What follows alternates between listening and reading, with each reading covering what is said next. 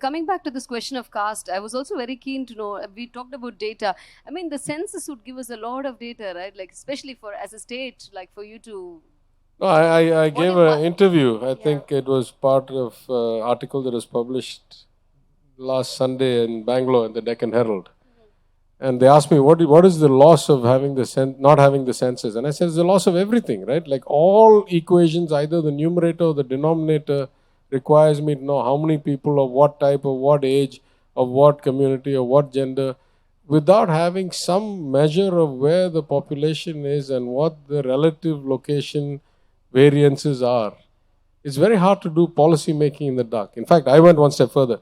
I said in a country like India, doing a census once in 10 years itself is an abject failure. We should do a census every 3 or 5 years like other countries do. And in fact, it doesn't require that many resources. We update the electoral rolls every 6 months. How hard can it be to do a census? After all, you're deploying.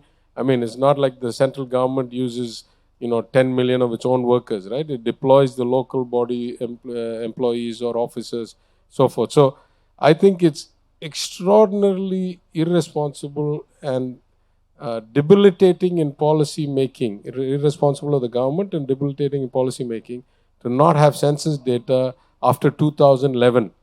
We're using 13-year-old data. There's no other approximation. I mean, of course, you can make them based on other things. And we should not just do a census every 10 years. We should do it every 3 years, ideally, if not every 5 years. And only, so then the next question arises. Why would you not do the census? What's the upside to not doing the census? I mean, if I say the as a caste policy, data, they don't want. no, it's not just the caste data, right? Data itself is anathema to people who are running a propaganda machine.